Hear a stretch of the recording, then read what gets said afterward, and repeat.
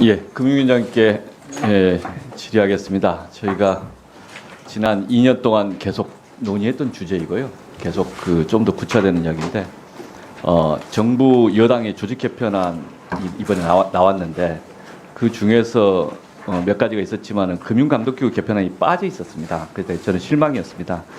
이미 종래에 이제 정무위원회 여당 간사였던 성일정 의원이나 이용 의원님이나 저나 함께 각각의 법안을 발의한 바 있었습니다. 그 문제식을 다시 한번 좀 전달을 좀 하려고 합니다. 다음 페이지 한번 보시죠. 우리나라의 가계부채 문제가 지난 8일 며칠 전이죠. 이코노미스트에서 지적하고 있지만은 되게 다른 주요 선진국들이 큰 문제라고 지적을 하고 있습니다. 그게 왜 문제냐에 대해서 다시 한번 지적을 해보겠습니다. 다음 페이지 보시면 금리 인상 미국에서는 과감하게 하고 있는데 한국은 계속 허겁지겁하면서 취약계층 고민하고 있습니다. 이게 우리 지난 10여 년간의 후유증이라고 봅니다. 다음 페이지 보시면 한미 간의 가계부채 총량 관리를 보면 리만 브라더스 사태 2008년 이후에 아시겠지만 한국은 가계부채가 총량 관리에 실패해서 더 확장이 되었고, 그리고 검은색은 미국인데 더 축소가 되었습니다. 80%가 BIS에서 권장하는 기준인데 전체적으로 이게 BIS GDP 대비 일정 수준을 넘어서게 되면은 경제 성장 부정적이다라고 하는 것들이 지적이 있었고, 작년에 고승범 위원장 시절에는 그 문제 제기를 인정을 하셨고, 이번에 이제 금융위원회에서도 이 문제식을 공감하면서 보고서의 입장이 좀 살짝 바뀌고 있습니다. 다음 페이지 보시면 두 번째는 변동금리와 고정금리 비율을 보니까 미국은 변동금리가 이게 거의 10% 15% 이내외입니다. 대한민국은 오히려 70% 또는 이제 전체는 80%까지 가게 되는데 모기지에 관해서 그렇다는 겁니다. 그러니까 금리 인상을 하게 되면 금리 인상에 따른 그 리스크가 고스란히 이 차적이 전가되는 구조입니다. 시장 경제, 금융시장이 자유화되어 있는 미국은 이 변동금리를 몰라서 이렇게 했겠습니까? 근데 거기는 이렇게 하고 있지 않습니까? 그래서 지금 금리 인상기에 누구에게 리스크가 전가되는가? 요거에 대한 문제 제기를 하는 겁니다. 다음 페이지 보시면. 그러니까 결국 취약계층에 다 전가되는 구조, 그 대신에 시중은행 등은 수익을 누리는 구조.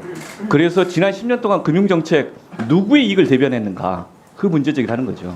그래서 금융산업진흥정책과 금융감독정책의 것들이 한 곳에 집중되어 있다 보니까 제대로 못한 거 아니냐. 물론 금융감독원이 나름 역할을 했습니다만은 전체적으로 금융당국의 이 기능 자체가 좀 문제가 있는 거 아니냐. 그래서 금융감독기구를 개편해야 되는 거 아니냐, 이런 지적에 대해서 있었습니다. 그리고 또 이거 다시 한번 또 제기하는 거 다음 페이지 보시면 이미 사모펀드 사태 때도 그 교훈이 이거였습니다. 이 산업진흥이라는 문제식과 그 다음에 산업에 대한 시스템적인 감독, 소비자 보호라는 입장이 시각이 충돌되니까 그래서 이제 이 개편안이 나오는 거거든요. 이런 개편안 이 지적에 대해서 어떻게 보십니까? 위원님 지적하신 것처럼 인수위 때부터 여러 가지 금융 감독기구 개편에 대해서 논의가 있었던 건 저희도 잘 알고 있습니다. 근데 다만 이제 최근 여러 가지 금융시장 급변 상황이라든가 그에 대한 어떤 대응 필요성, 대응을 위한 어떤 금융위, 금감원, 더하여 기재부 등의 어떤 일관된 집행 단계에서 대응 그런 기조 조율 등의 필요성 때문에 일단 우선순위에서는 상대적으로 금융구조 개편이 좀 밀린 듯한 그런 것은 그렇게 이해하고 있습니다. 이런 문제 제기에 대해서 공감을 하십니까? 조금 더 어쨌든 정책과 감독의 기능을 효율화돼 시켜야 된다는 문제 제기에서는 공감하고 있습니다. 그러면 하나 더 앞 단위로 다시 그러면 넘어가서요. 가계부채 관련돼서 지난 10여 년 동안 금융당국이 실패했다.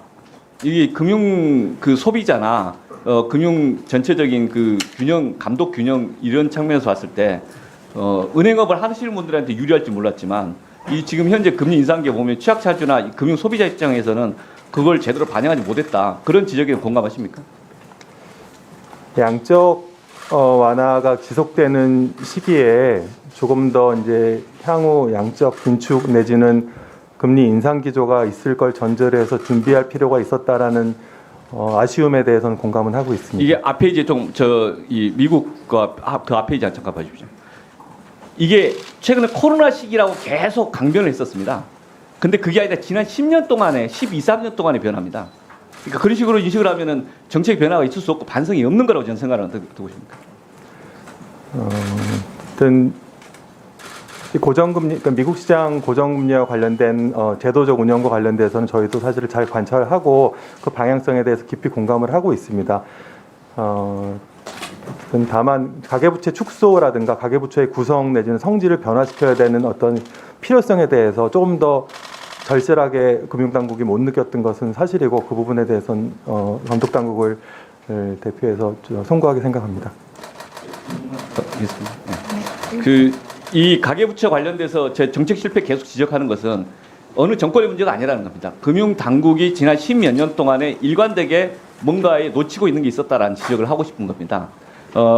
발행 변동금리, 고정금리 관련해서 소비자에게 전가시키기를 막으려면 금융당국 입장에서는 비소구 주택담보대출 같은 경우를 통해서 나름 소비자들에게 이 변동에 대한 리스크를 전문가인 금융기관이 떠안는 방식이 있다는 겁니다.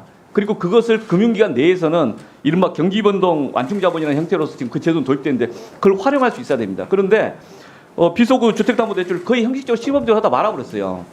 그 다음에 또 하나는 경기대용 완충자본을 몇 년 전에 도입을 했는데 실제 작동이 안 되고 있어요. 왜냐하면 금융이나 금융당국은 아무 관심이 없거든요.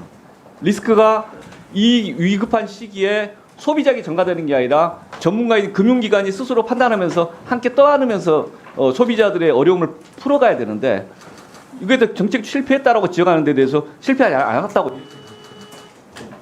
경기대응 완충 자본과 관련돼서는 저희도 사실 계속 그 제도 적용을 위해 노력을 해왔고 딱 어떤 선진국에 있는 제도의 똑같은 모습은 아니더라도 어쨌든 최대한 그 부분에 대해서 반영을 하려고 노력했다는 점 말씀을 드리고 다만 의원님께서 지적하신 점과 같이 결과적으로 보면 지금 가계부채의 어떤 변동금리 중심 구조라든가 이런 부분에 있어서 금융당국이 과거 조치가 좀 아쉬움이 있었고 앞으로 사실은 지금도 저희가 이제 여러 가지 노력을 단기적으로는 하고 있고 중장기적으로 제 계획은 있습니다만 의원님 지적에 대해서 공감하고 있습니다.